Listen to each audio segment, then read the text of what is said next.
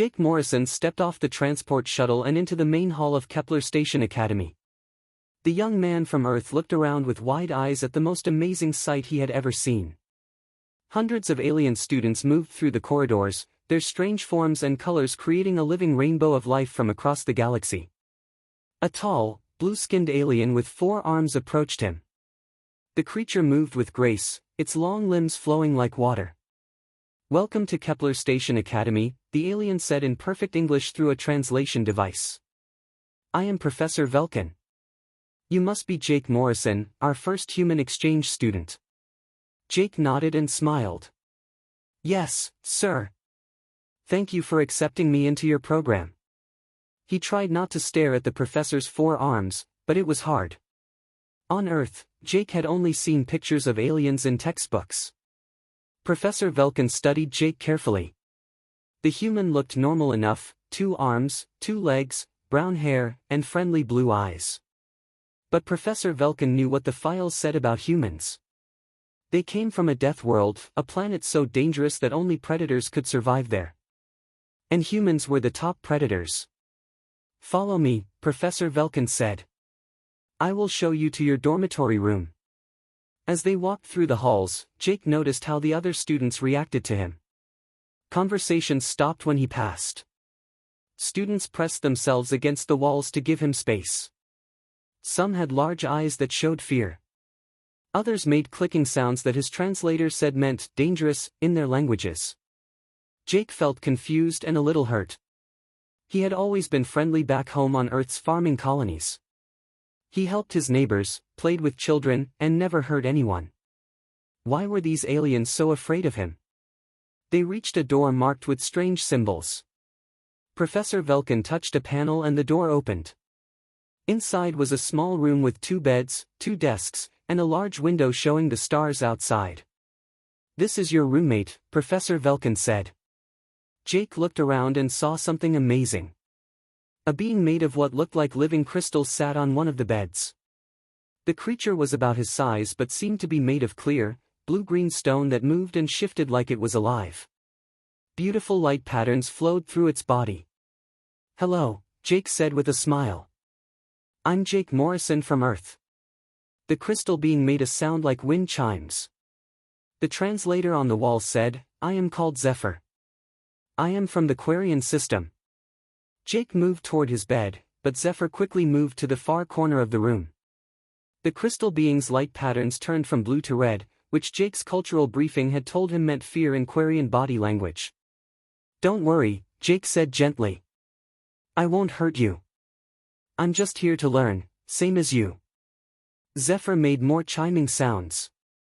"The files say humans are deathworlders. Your planet breeds killers. How do I know you won't attack me while I sleep?" Jake sat down on his bed and thought about how to answer. "Well, humans can be dangerous, that's true. But we're also smart enough to choose when to be dangerous and when not to be. I chose to come here to learn about other species, not to hurt them." Professor Velkin watched this exchange with interest. In all his years of teaching, he had never seen a predator species try to comfort a prey species. Usually, predators just took what they wanted. "Jake Morrison," Professor Velkin said, "you should know that this is a new experiment for our academy. We have never allowed a predator species to study here before.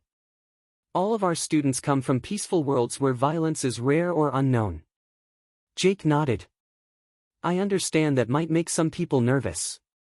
But humans have learned to live peacefully with each other. We have universities and art and music. We're not just killers." "Perhaps," Professor Velkin said. "But you must understand that your very presence here makes many students uncomfortable. Some parents wanted to remove their children from the academy when they learned a human would be attending." This made Jake feel sad. He had worked hard to get accepted to this program. He had studied alien cultures for years and learned 6 different alien languages. All he wanted was to understand the amazing life forms that filled the galaxy. Over the next few days, Jake tried to make friends with his classmates. The results were mixed. Some students, like the tall, plant-like Verdani, would talk to him but kept their distance. Others, like the insect-like Clixians, avoided him completely. The only person who seemed comfortable around him was Luna Park, another human who had arrived a semester earlier. Luna was studying how different alien minds worked, and she understood Jake's frustration. It takes time, Luna told him as they ate lunch together in the mostly empty cafeteria. Most of these species haven't had predators on their worlds for millions of years. To them, we're like walking nightmares. But we're not monsters, Jake said. We're just people. To us, yes, Luna said. But think about it from their point of view. They come from worlds where the biggest threat is maybe a storm or a food shortage. We come from a world where giant lizards with teeth like swords used to hunt our ancestors. Where poisonous snakes and disease-carrying insects and creatures that could kill us with one bite lived right next to us. Jake looked around the cafeteria at the peaceful alien students. A group of small, furry creatures were sharing what looked like flower petals. Some tall, thin beings with long necks were gently humming together. Everyone seemed so calm and gentle. I guess I never thought about how different our worlds really are, Jake said. The Academy thinks this exchange program will help both sides understand each other better, Luna said. But it's going to take time. Maybe a lot of time.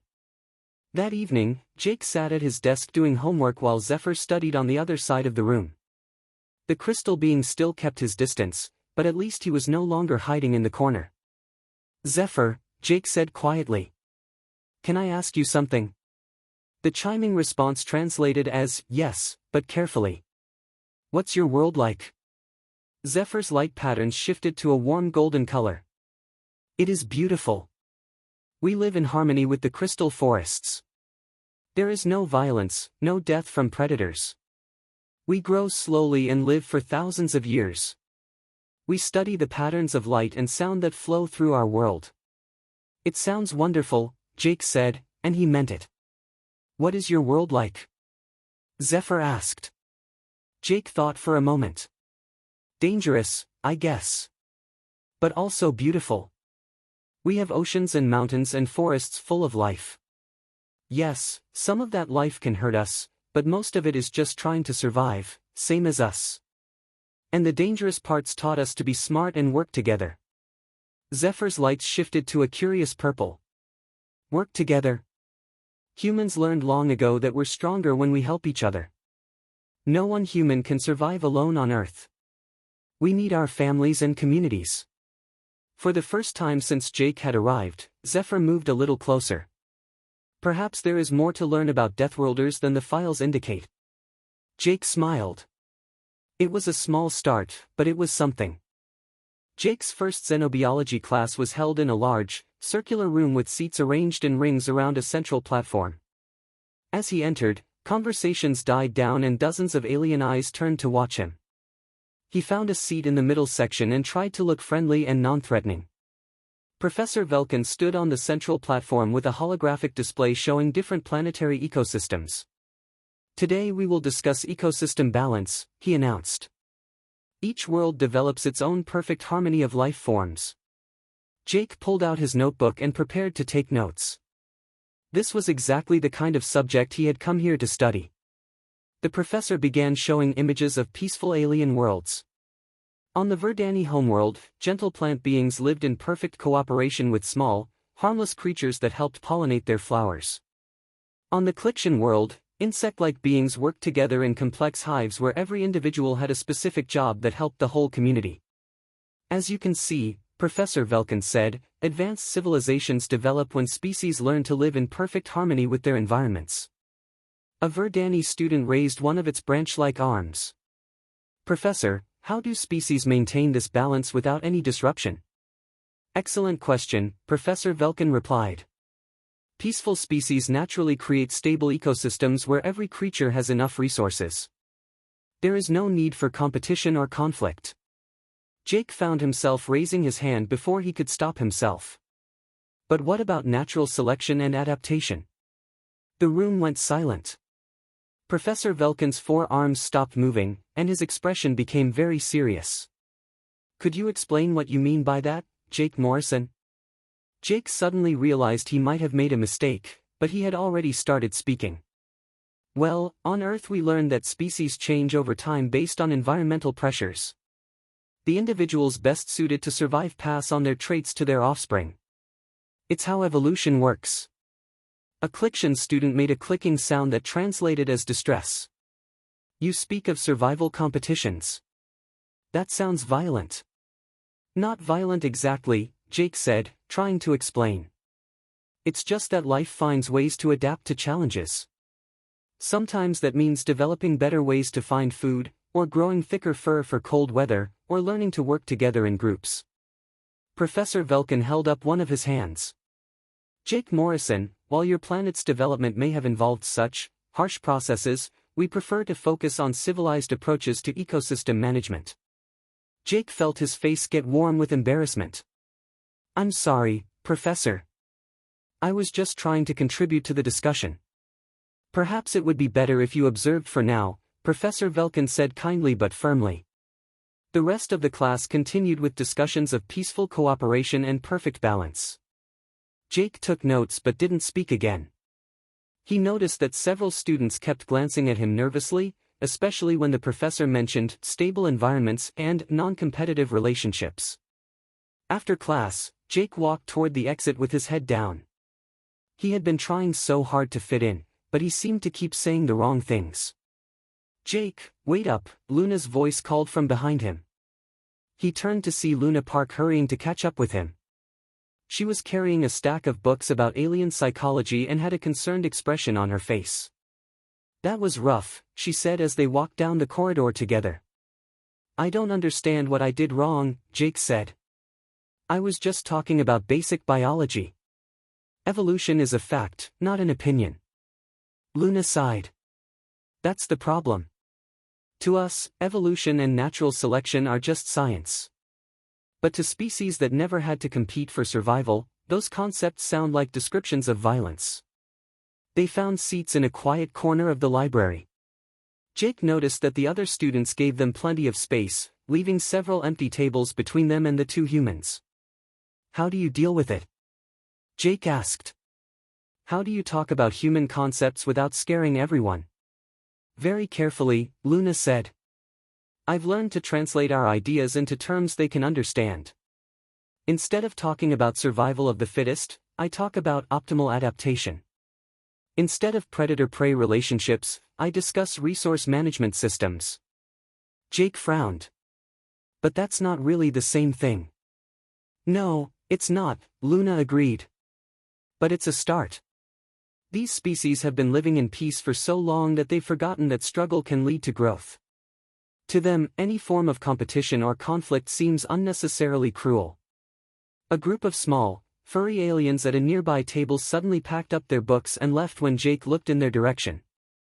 He felt his heart sink. They think I'm some kind of monster, he said quietly. Some do, Luna said honestly. But others are just confused. They don't understand how a predator species can also be intelligent and peaceful. It doesn't fit into their understanding of how the universe works. The next day in his Advanced Ecosystem Studies class, Jake tried to follow Luna's advice. When the professor asked about population control in natural systems, Jake carefully raised his hand. Yes, Jake Morrison. Professor Velkin said, sounding cautious. Well, sir, on Earth we observed that when one species becomes too numerous, natural mechanisms help balance the population. For example, when food becomes scarce, some individuals might not reproduce that year, which gives the ecosystem time to recover. Several students exchanged worried looks. A crystalline being similar to Zephyr spoke up. That sounds like you're describing suffering and death. Jake tried to stay calm. Not necessarily death, just adjustment. Like when a plant grows more slowly during a dry season to conserve water. But you mentioned reproduction failure, a Verdani student said, its green leaves rustling with distress. That implies some individuals are denied the right to continue their genetic lines. It's not about being denied rights, Jake said, feeling frustrated. It's about responding to environmental conditions.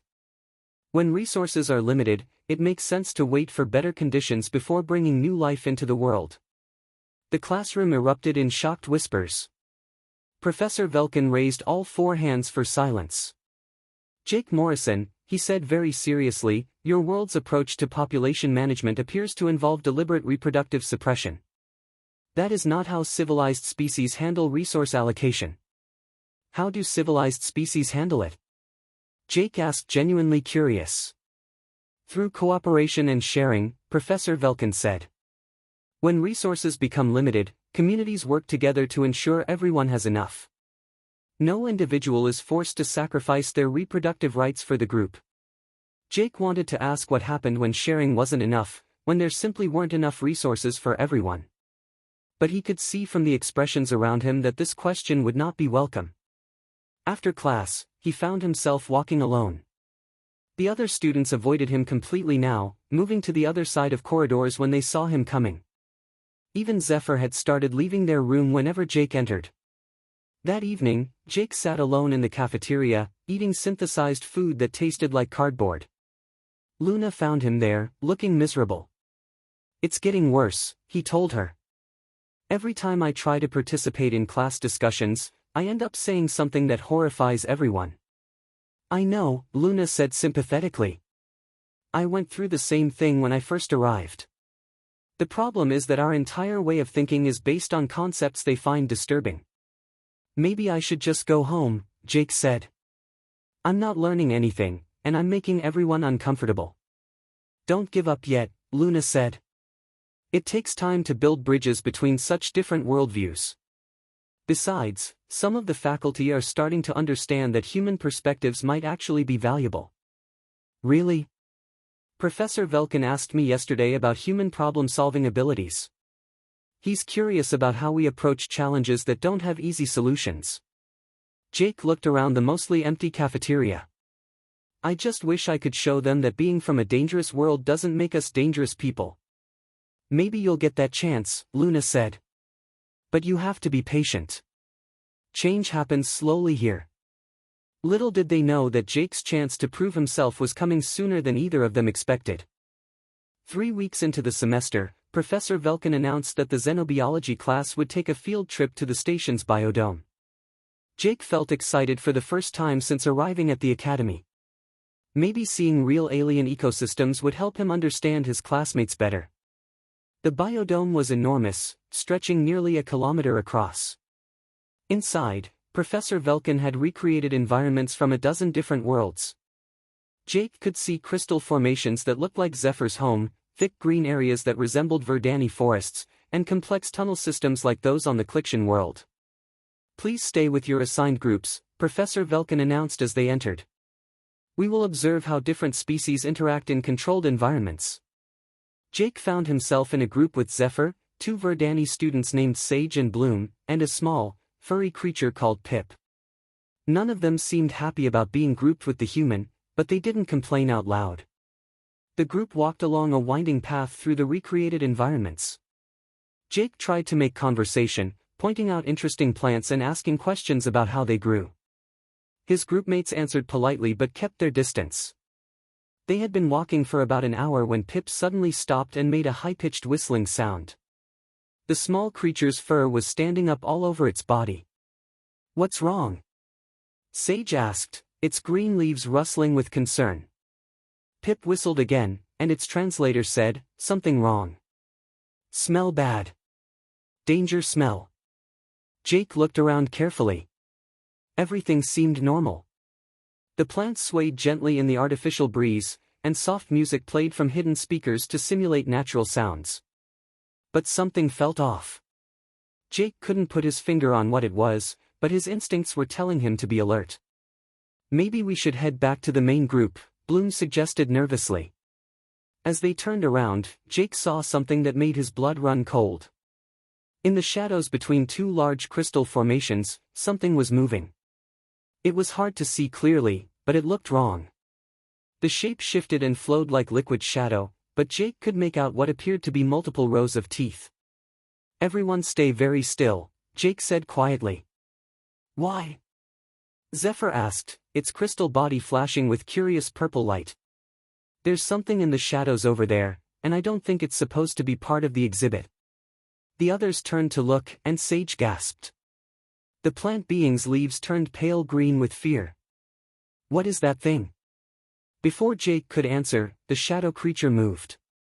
It flowed out from behind the crystals with impossible speed, its form becoming clearer as it entered the light.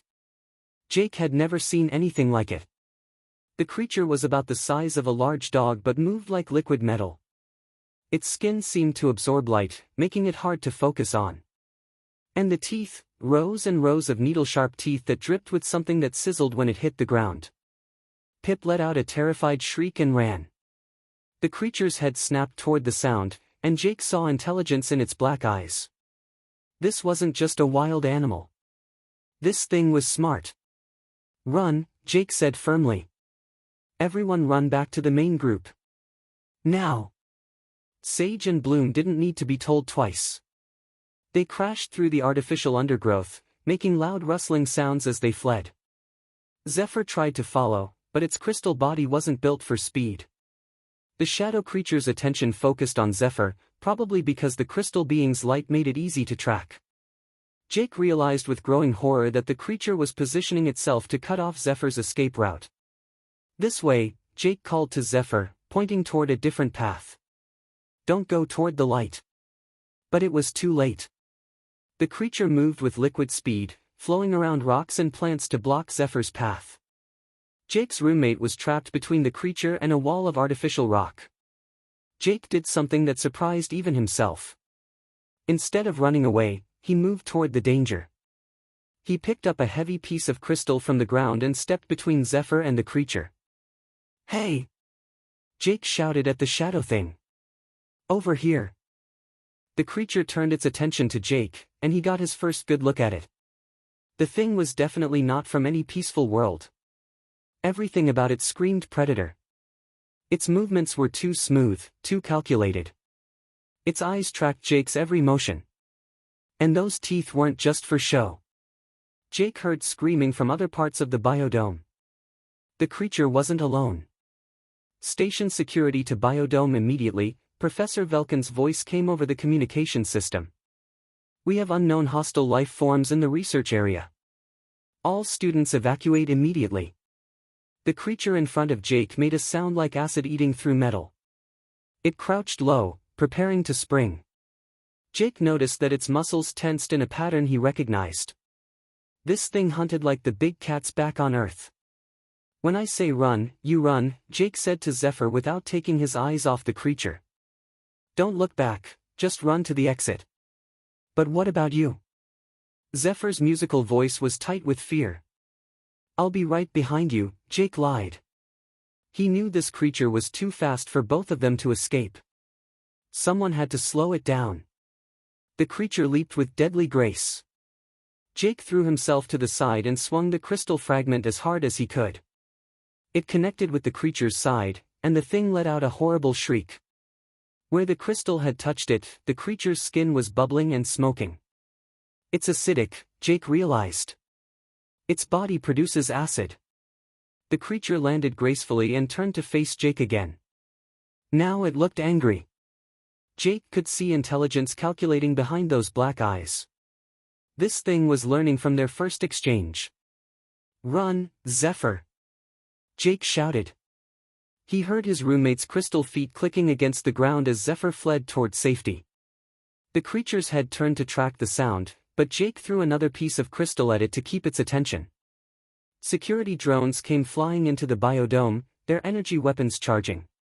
But when they fired at the shadow creature, their beams passed right through it. The thing could change its density at will. Jake realized with growing dread that the station's security systems were designed to handle unruly students and mechanical failures. They weren't built to fight something like this. The creature moved again, faster this time. Jake rolled behind a cluster of artificial plants and tried to think. On Earth, when predators attacked, what did people do? They used tools, they used teamwork, and they used their intelligence to outsmart threats that were physically stronger. But Jake was alone, and his only tools were pieces of crystal and fake plants. He needed help, but he could hear more screaming from other parts of the dome. Everyone else was dealing with their own problems. The creature found him behind the plants and lunged again. This time, Jake wasn't fast enough. Razor-sharp claws raked across his shoulder, and he felt his shirt tear. The creature's acid burned like fire where it touched his skin. Jake stumbled backward and fell. The creature loomed over him, its mouth opening to show all those terrible teeth. This was it. This was how a human exchange student died on an alien space station, killed by something that had probably been lurking in cargo holds and maintenance shafts, hunting and growing stronger. But as the creature prepared to finish him off, Jake heard something that changed everything. Professor Velkin's voice came over the communication system again, but this time he sounded different. Terrified. All students to emergency shelters immediately. Unknown predator species have infiltrated the station. Security systems are ineffective.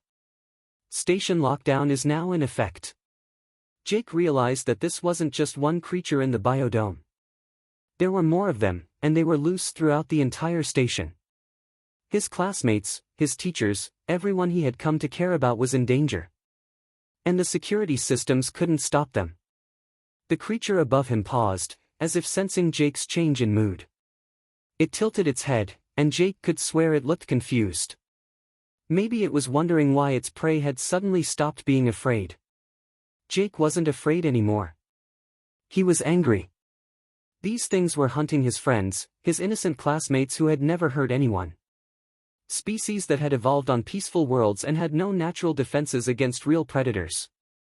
For the first time since arriving at the academy, Jake felt like being from a deathworld might actually be useful. The emergency sirens wailed throughout Kepler Station as Jake carefully backed away from the shadow creature. The thing was studying him now, its head tilted like it was trying to understand why he had suddenly changed. Most prey animals either ran or froze when cornered. Jake was doing neither. Emergency lockdown in progress, the station's computer announced. All students report to designated safe zones. Security teams are responding to multiple breaches. Multiple breaches. Jake's mind processed this information while keeping his eyes locked on the creature. These things hadn't just wandered into the biodome by accident. They were coordinated. Intelligent. And they had been planning this. The creature in front of him made another acid hissing sound and took a step closer. Jake noticed something interesting. When it moved, its form became more solid. When it stood still, it could phase through energy weapons. But movement required physical form. Jake slowly reached for another crystal fragment without breaking eye contact with the creature. The moment his hand moved, the thing tensed to spring. But Jake had been watching its muscle patterns. He was starting to understand how it attacked. "You're an ambush predator," Jake said quietly, more to himself than to the creature. "You wait for prey to run, then chase them down." "But I'm not running." The creature seemed confused by this. It made another lunging motion, but stopped halfway through. Jake hadn't moved. Every instinct the creature had was telling it that prey should flee from predators, but this strange two-legged thing was just standing there, watching it with calculating eyes. Jake heard the sound of crystal feet running down the corridor outside the biodome. Zephyr had made it to safety. Good. Now Jake could focus on understanding what they were dealing with. He started moving slowly toward the exit, keeping his movements calm and deliberate. The creature followed, but it seemed uncertain. Its usual hunting patterns weren't working against this strange prey that refused to act like prey. Jake reached the biodome exit and found chaos in the corridors beyond. Students were running in panic while security drones flew overhead, their weapons useless against creatures that could phase in and out of physical form. Jake counted at least 3 more shadow creatures stalking through the halls, herding the terrified students like sheep. "Jake!" Luna's voice called from across the corridor. She was pressed against a wall with a group of Cliction students, trying to stay invisible while one of the creatures prowled nearby. Jake waved to get her attention, then pointed at the creature near her group. Luna followed his gaze and nodded. She had seen these things too. The creature that had been following Jake emerged from the biodome behind him. Now Jake was caught between 2 of the things, with panicked aliens running in all directions. This was getting dangerous fast. But Jake's mind was working differently than everyone else's. While his classmates saw chaos and terror, Jake saw patterns. The creatures weren't just randomly attacking. They were herding the students toward specific areas of the station. They were working together. Jake pulled out his communication device and tried to contact the security center. "This is Jake Morrison in Corridor 7. The creatures are herding students, not just hunting randomly. They're intelligent and coordinated." "Jake Morrison, evacuate immediately," came the reply. "Security teams will handle the situation." Jake looked around at the security drones flying uselessly through creatures that could become intangible at will. "I don't think the security teams can handle this," he muttered. One of the creatures near Luna's group suddenly solidified and lunged at a small Verdani student who had tried to run. Jake watched in horror as razor claws raked across the plant being's bark-like skin. The Verdani fell with a cry of pain and fear. That was enough. Jake had been trying to observe and understand, but seeing one of his classmates get hurt triggered something deep in his human instincts. Something that had kept his species alive on a world full of things that wanted to eat them. Jake Morrison, peaceful exchange student from Earth's farming colonies, became something his alien classmates had never seen before. He became a human predator responding to a threat. Jake moved toward the creature that had attacked the Verdani student. His movements were different now, controlled, purposeful, dangerous. The shadow creature turned toward him, and for the first time since the attack began, one of the alien predators hesitated. Jake was looking at it the way it had been looking at the alien students. Like prey. "Luna," Jake called without taking his eyes off the creature. "Get everyone to the emergency shelter in Section 4. Take the maintenance corridors, not the main halls." "What about you?" Luna called back. "I'm going to follow these things and figure out what they're really after," Jake said.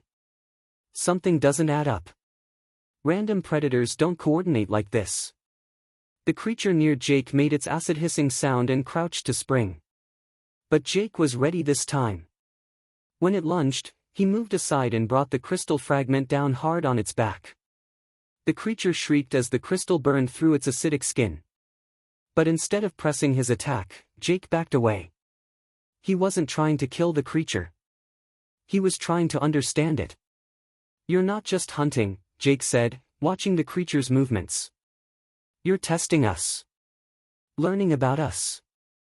The creature paused in its attack and tilted its head again. Jake's words seemed to interest it.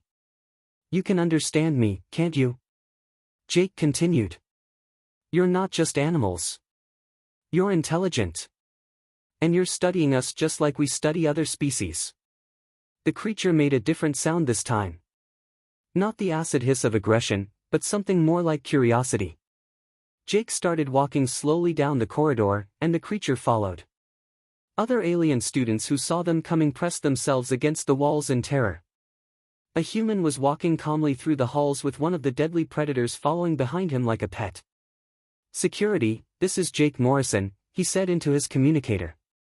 "I need to speak with Professor Velkin immediately. I think I know what these creatures want." "Impossible," came the reply. "You need to evacuate immediately." "Listen to me," Jake said firmly. "These aren't just random predators. They're intelligent, and they're conducting some kind of study or test. We need to understand what they're after before more people get hurt." He found Professor Velkin in the emergency command center, surrounded by security officers and displays showing the creatures moving through the station. The professor's 4 arms were moving frantically as he tried to coordinate evacuation efforts. "Jake Morrison," Professor Velkin said when he saw him enter. "You should be in the emergency shelter." "Professor, I think these creatures are trying to communicate with us," Jake said. "They're not just hunting randomly. They're testing our responses to threats." "That's impossible," Professor Velkin said. "They're clearly hostile predators." "They're predators, yes," Jake agreed. "But hostile? I'm not so sure. Look at the attack patterns on your displays. They're hurting students, not killing them. They've had dozens of opportunities to cause serious harm, but they're holding back." Professor Velkin looked at the displays more carefully. Jake was right.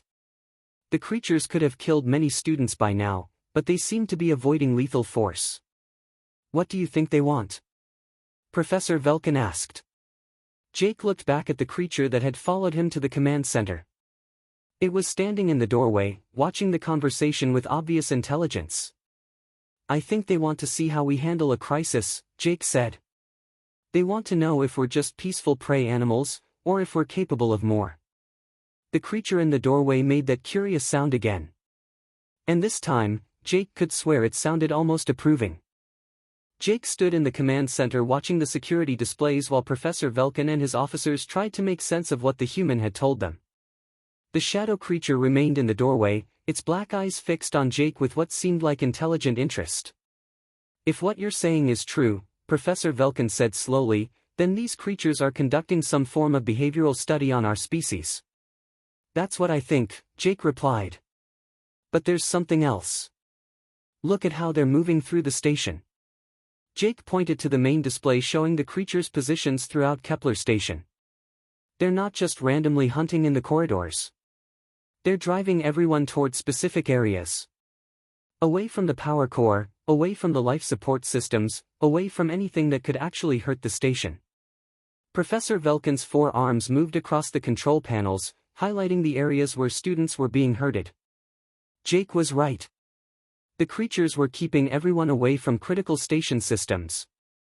But why would they care about protecting the station? One of the security officers asked. Jake looked back at the creature in the doorway.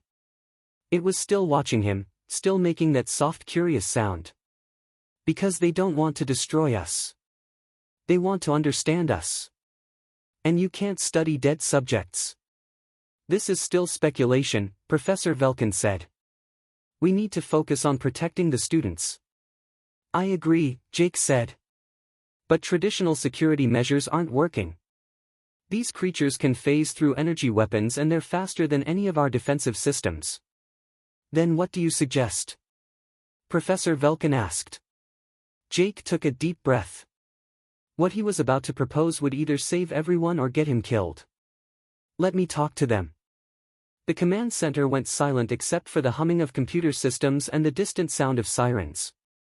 Absolutely not, Professor Velkin said. You're a student, not a trained negotiator. I'm also the only person here who comes from a world where predators like these exist, Jake said. Everyone else is thinking like prey animals. You're focused on running and hiding. But these creatures respect strength and intelligence, not fear. Jake turned to face the creature in the doorway. It had moved closer while they were talking, close enough that Jake could see the complex patterns in its dark skin. You can understand what we're saying, can't you? Jake asked the creature directly. The creature made a different sound this time. Longer, more complex. Jake's translator couldn't make sense of it, but the tone suggested communication rather than aggression. Jake, step away from that thing immediately, Professor Velkin ordered. But Jake ignored him. He was focused entirely on the creature now, trying to read its body language and movements. You're not from around here, are you? Your species doesn't come from this part of the galaxy. The creature tilted its head and made another complex sound. This time, Jake thought he heard patterns in it. Almost like language. You're explorers, Jake continued. Your people sent you to study the species in this region. But you didn't expect to find anything interesting because all the local species are peaceful. The creature moved closer, and Jake could feel the heat radiating from its acidic skin. But he didn't back away. Instead, he did something that made everyone in the command center gasp with horror. Jake sat down on the floor, making himself smaller and less threatening. And then you found the academy, he said to the creature. A place where dozens of different species live and work together. That must have been fascinating to beings from a world where only the strongest survive. The creature crouched down as well, bringing its face level with Jake's. Up close, Jake could see that its eyes weren't just black. They had depth, like looking into deep water. Intelligence looked back at him. But you especially wanted to study the humans, Jake said. Because humans are the only predator species in the academy. You wanted to see how deathworlders behave when they're not fighting for survival. The creature made a sound that was almost musical. Jake was certain now that it was trying to communicate. The problem is, Jake continued, your testing methods are scaring everyone. My classmates think you're trying to kill them. Jake slowly reached out his hand toward the creature. Everyone in the command center held their breath. If he was wrong about the creature's intentions, those acidic claws could take his hand off in an instant. The creature looked at his outstretched hand for a long moment. Then, very carefully, it extended one of its own claws and touched Jake's palm. Where the claw made contact, Jake felt a slight burning sensation, but it didn't hurt. The creature was controlling its acid production. You're not trying to hurt us, Jake said with growing confidence. You're trying to communicate, but you don't understand how fragile most of these species are compared to what you're used to. Jake stood up slowly, and the creature rose with him. Professor Velkin, Jake said without taking his eyes off the creature, I think I can end this peacefully. But I need you to trust me. Jake, this is madness, Professor Velkin said. You're putting yourself and everyone else in danger. Everyone's already in danger, Jake pointed out. The security systems can't stop these creatures, and they're too intelligent to just give up and leave. But they're not trying to conquer the station or kill us. They want something else. Jake looked around the command center at the displays showing terrified students huddled in emergency shelters. They want to see if we're capable of more than just running and hiding. They want to see if any of us can think like predators. And you think you can? Professor Velkin asked. Jake smiled grimly. Professor, I come from a world where my ancestors had to outsmart saber-toothed cats and survive ice ages. My people didn't become the dominant species on Earth by being the biggest or strongest.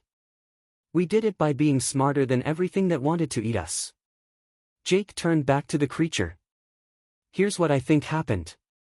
Your people encountered this region of space and found dozens of species that never developed any real survival instincts. That must have seemed impossible to beings from a dangerous world. So you decided to test us. The creature made another musical sound and nodded its head slightly. But you made a mistake, Jake continued. You assumed that because most species here are peaceful, they're all weak. You didn't account for humans.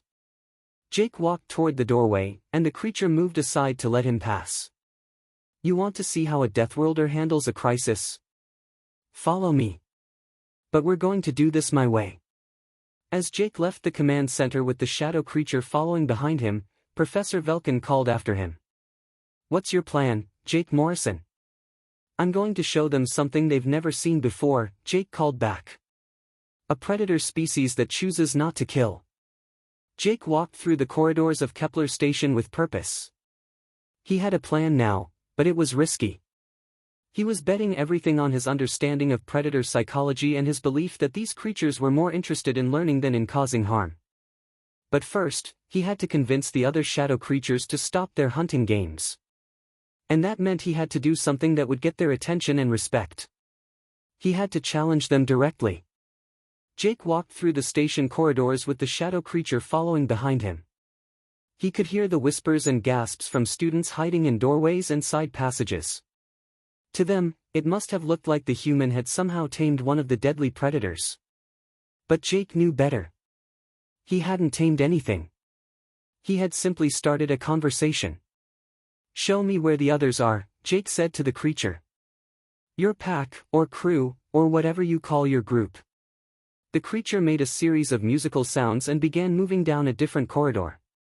Jake followed, noting how the creature's movements had changed. It was no longer stalking or hunting. It was simply walking, like a person giving directions to a friend. They reached the central plaza of the station, a large open area where students usually gathered between classes. Now it was empty except for 3 more shadow creatures who were positioned at different levels on the balconies that surrounded the space. They had turned the plaza into a perfect hunting ground with multiple escape routes blocked. When Jake entered with his companion, the other 3 creatures turned their attention toward him. Jake could feel their eyes studying him, measuring him. He was being evaluated. All right, Jake said loudly, making sure his voice carried throughout the plaza. I know you can all understand me. I'm Jake Morrison, and I'm here to talk. The creatures made various sounds to each other. Jake couldn't understand their language, but the tones suggested discussion, maybe even debate. You've been testing the species here, Jake continued. Seeing how they react to predators.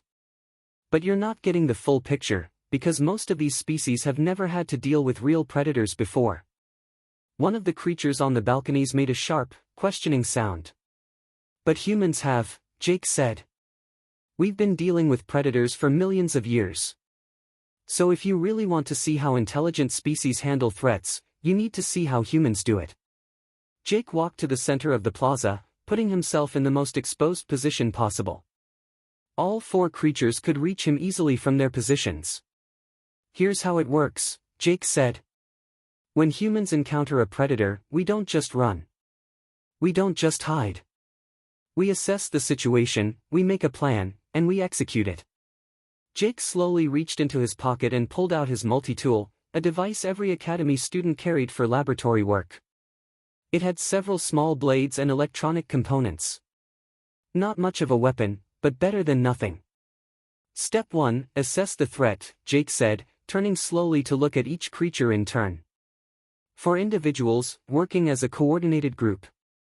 Highly intelligent, extremely fast, acidic skin and claws. Capable of phasing through energy weapons. The creatures seemed fascinated by his analysis. They were listening intently to every word. Step 2, identify weaknesses, Jake continued. You have to maintain physical form to move quickly or attack. Your acid is powerful but requires direct contact. And most importantly, you're curious about us. That curiosity can be used. Jake opened his multi-tool and activated its small cutting laser. The beam was tiny, designed for precise laboratory work, but it was focused energy. Step 3, develop a strategy, Jake said. In this case, the strategy is communication through demonstration. You want to see how predators think? I'll show you.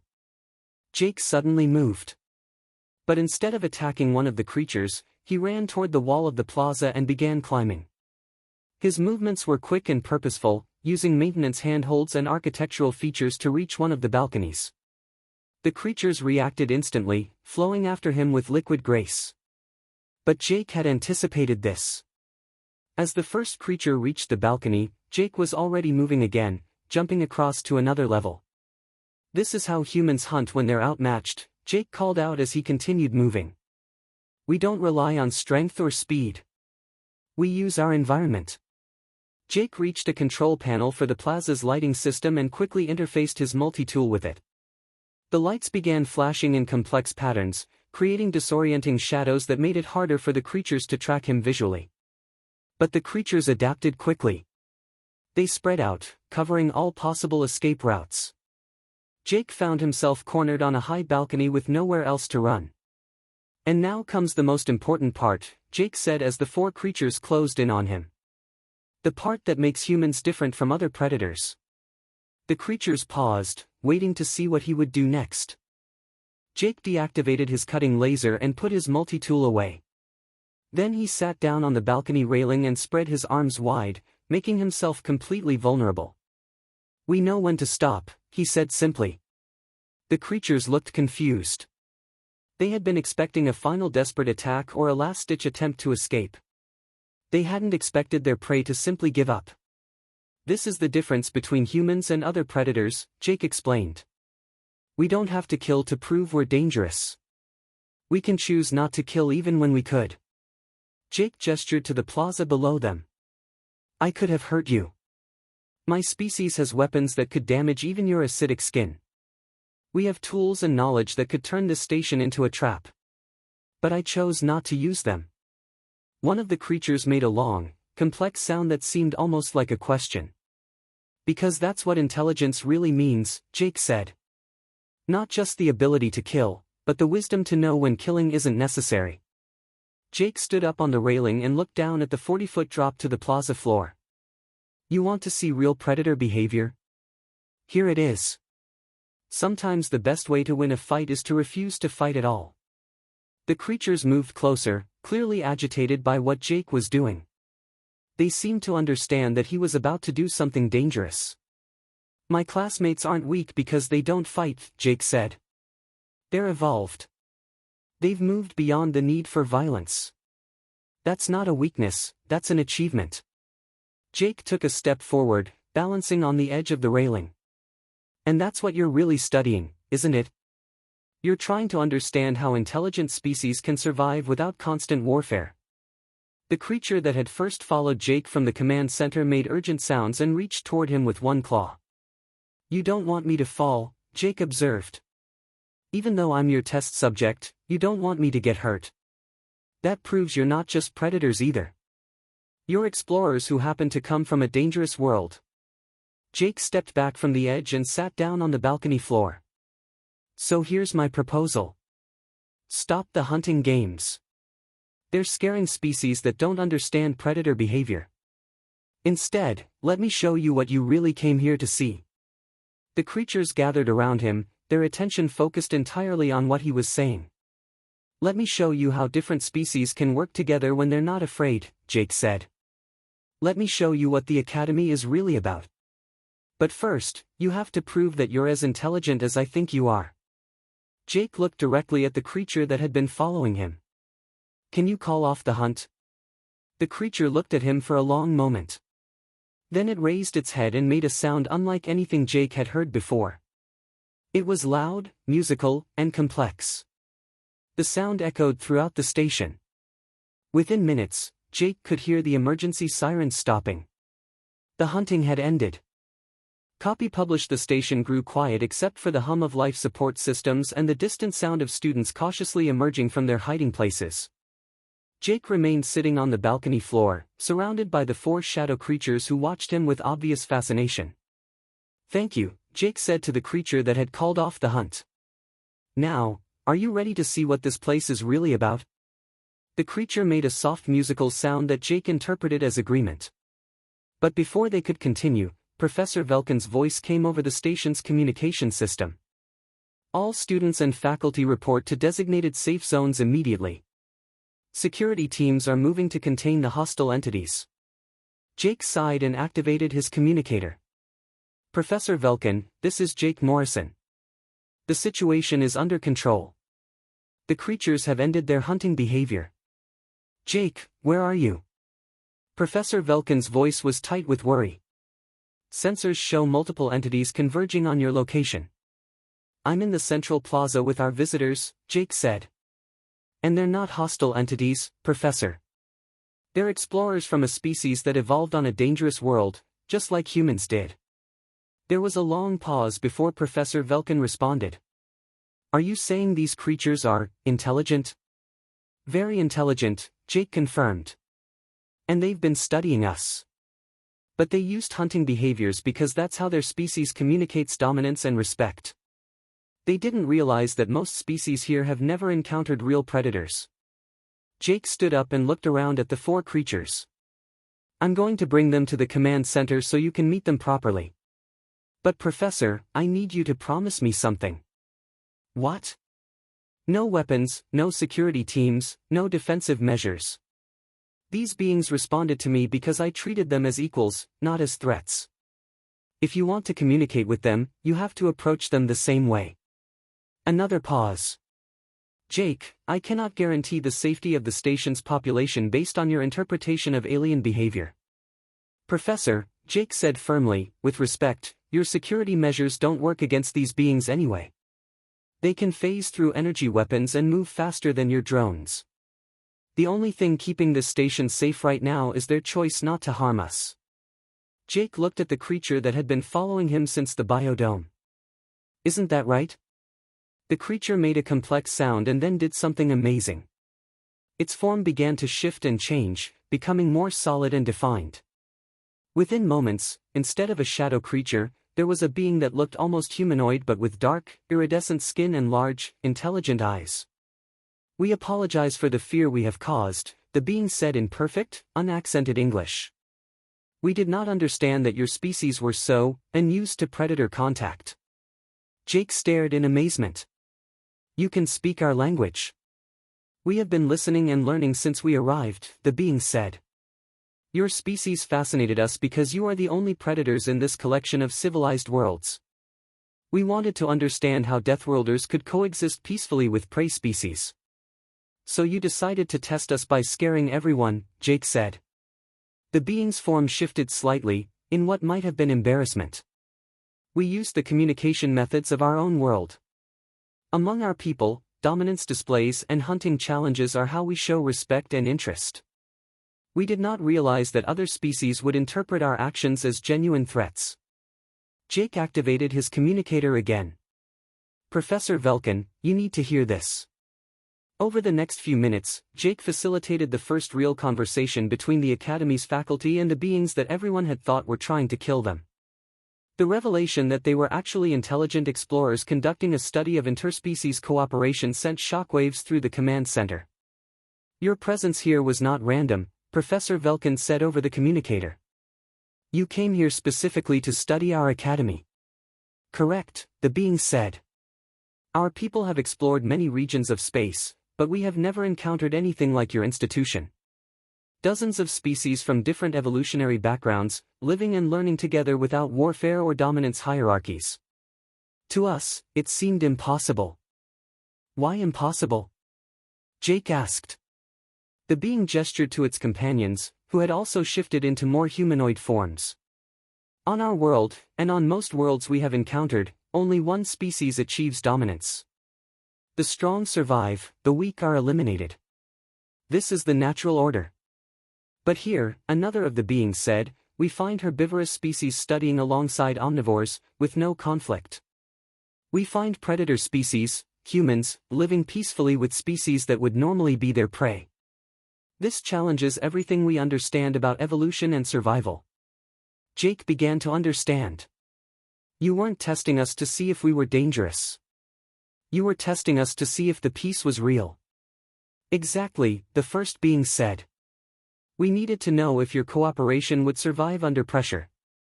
If it was genuine or simply the result of comfortable circumstances. Professor Velkin's voice came over the communicator, thoughtful now rather than fearful. And what did you conclude? The beings looked at each other, then at Jake. We learned that true strength comes not from the ability to dominate, but from the choice not to dominate when you could. The human, another being said, gesturing to Jake, demonstrated predator capabilities but chose cooperation over conquest. This is unprecedented in our experience. Jake felt a warm glow of pride, but also responsibility. It's not just me, he said. This whole academy is about different species choosing to work together instead of competing. Everyone here made that choice. But you made it under pressure, the first being said. When we created a crisis situation, your fellow students could have abandoned you to save themselves. Instead, they worked together to evacuate the weak and protect each other. Jake thought about Zephyr running to safety while Jake faced the creature in the biodome. About Luna organizing the evacuation of students. About Professor Velkin trying to coordinate protection for everyone on the station. And you, the being continued, looking directly at Jake, could have used your predator instincts to save only yourself. Instead, you used them to understand us and end the conflict peacefully.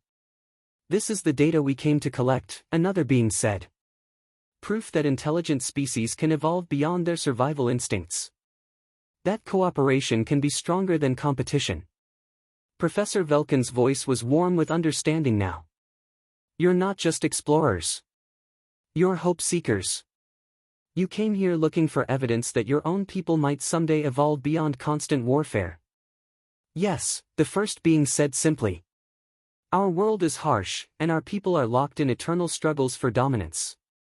But if species from peaceful worlds can maintain cooperation under threat, and if species from dangerous worlds can choose peace over violence, then perhaps there is hope for us as well. Jake looked around at the four beings who had terrified the entire station just hours before. Now they seemed almost vulnerable, like people desperately searching for proof that a better way of life was possible. Would you like to see how the academy really works? Jake asked. Not during a crisis, but during normal times. The beings looked at each other with those large, intelligent eyes. We would be honored, their spokesman said. But first, we must make amends for the fear we caused. Our methods were inappropriate for species and used to predator contact. Jake smiled. I think I know how you can do that. But it's going to require you to do something that might be uncomfortable for beings from a dangerous world. What is that? You're going to have to let yourselves be vulnerable. You're going to have to trust species that you could easily dominate, and let them teach you something new. The being that had been following Jake since the beginning tilted its head in that curious gesture Jake had come to recognize. Teach us what? How to be students instead of predators, Jake said. How to learn instead of hunt. And you believe this is possible? Jake thought about his own journey at the academy.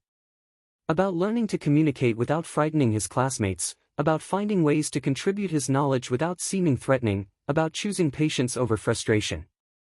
I know it's possible, he said. Because I've been learning the same thing. 3 days after the incident that everyone now called the encounter, Kepler Station Academy had returned to something resembling normal. But everything had changed in ways that would affect the institution for generations to come.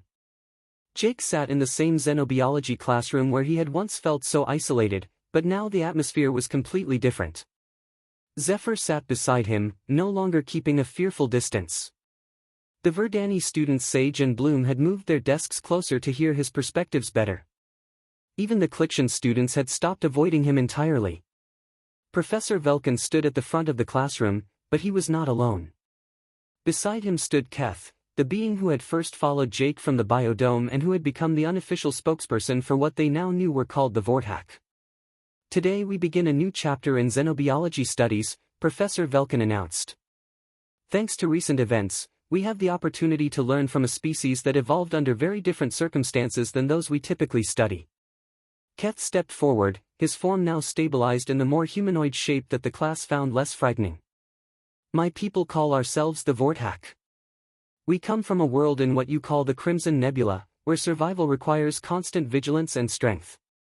A Verdani student raised a branch-like arm. If you don't mind me asking, why did your people develop such aggressive hunting behaviors? Jake watched Keth carefully. Over the past 3 days, he had learned that the Vorthak found direct questions about their nature refreshing rather than offensive. Unlike many species that considered personal inquiries rude, the Vorthak respected directness. On our world, Keth explained, everything is a potential threat. The environment itself is hostile, with acid storms and predatory plants. The only way to communicate with other life forms is through displays of strength and capability. What you call aggressive hunting is how we say hello. Zephyr's crystal form flickered with curious purple light. But how do you maintain peaceful relationships if all your interactions begin with violence?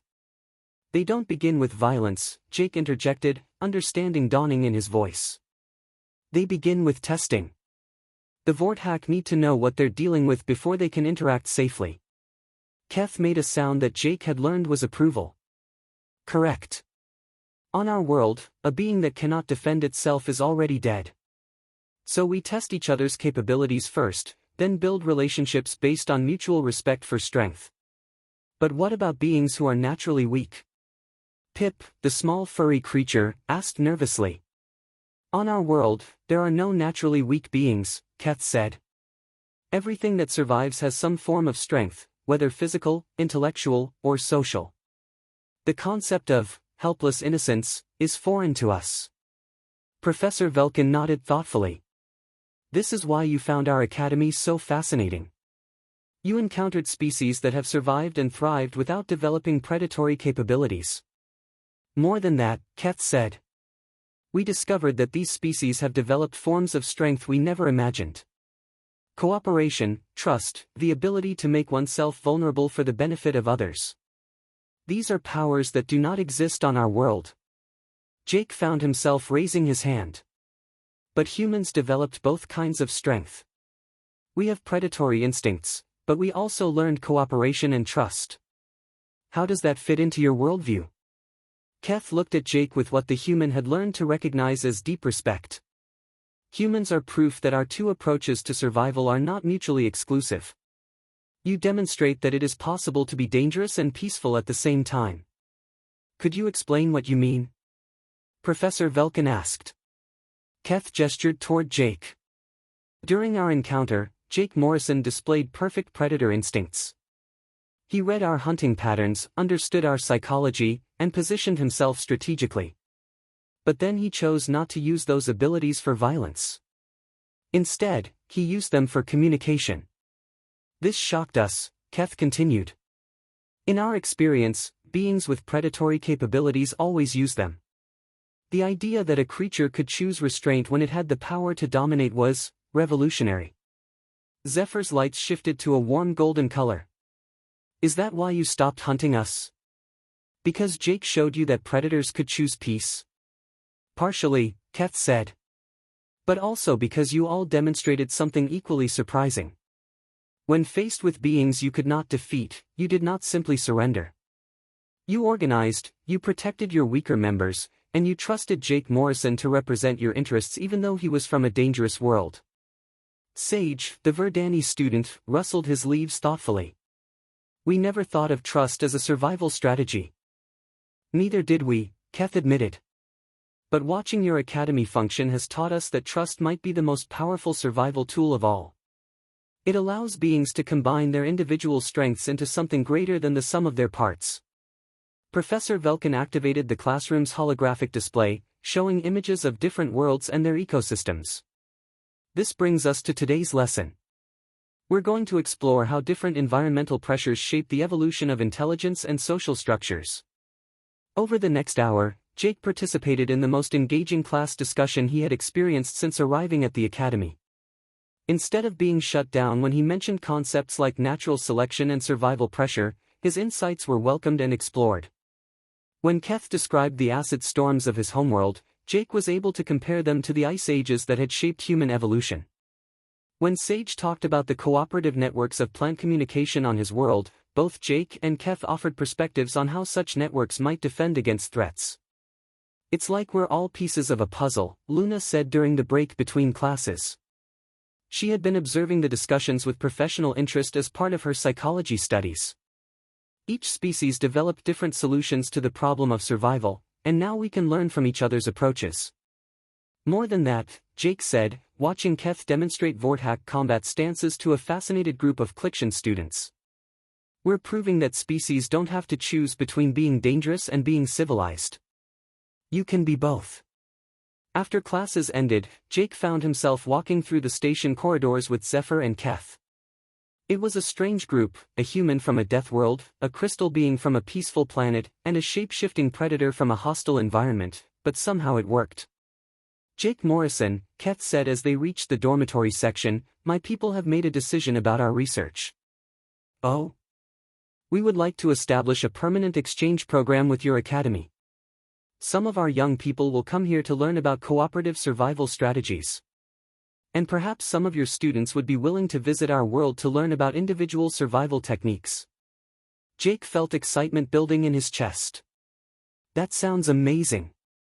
But are you sure your people would accept students from peaceful worlds? They will if those students are accompanied by humans, Keth said. Your species can serve as translators, helping both sides understand each other. Zephyr's lights flickered with nervous but excited energy. Would humans really be willing to visit such a dangerous world? Jake thought about it. A world of acid storms and predatory plants, where everything was trying to kill you and social interaction began with combat testing. It sounded terrifying. It also sounded fascinating. I think some humans would love that challenge, Jake said. And I think some Vorthack would be amazed by what they could learn from peaceful species. As they reached Jake's dormitory room, Keth made that musical sound that indicated approval and respect. Jake Morrison, you have given my people a great gift. You have shown us that strength and peace are not enemies, but allies. And you've given me something too, Jake replied. You've shown me that being from a dangerous world isn't something to apologize for. It's just a different kind of strength. Zephyr chimed softly. And you've both shown me that differences in background don't have to create barriers. They can create opportunities to learn. As Jake entered his room that evening, he reflected on how much had changed since his arrival at Kepler Station Academy. He had come here feeling like an outsider, a dangerous predator among peaceful prey animals. Now he understood that the Academy's real purpose was not to eliminate differences between species, but to help them find ways to combine their unique strengths. He pulled out his journal and began writing his weekly report to Earth's Colonial Education Department. For the first time since arriving, he had nothing but positive things to say about the exchange program. "Dear Director Harrison," he wrote, "I am pleased to report that the human exchange program at Kepler Station Academy has exceeded all expectations. Not only have we successfully integrated with peaceful alien species, but we have also made contact with a previously unknown predator species and established the foundation for expanded interspecies cooperation. I have learned that being human, being from a death world, is not a disadvantage in galactic society. It is simply a different perspective, one that can contribute to the overall strength and wisdom of the galactic community. The universe is full of different kinds of people who have found different ways to survive and thrive. The real adventure is not in proving that our way is best, but in learning from everyone else's ways and finding new combinations of strengths we never imagined possible. I request permission to extend my stay for the full academic year. I believe there is much more to learn here, and much more that humans can contribute to this remarkable institution." Jake sealed the message and sent it toward Earth. Outside his window, the stars glittered with infinite possibilities, each one potentially harboring life forms with their own unique approaches to the challenges of existence. For the first time since leaving home, Jake Morrison felt like he was exactly where he belonged.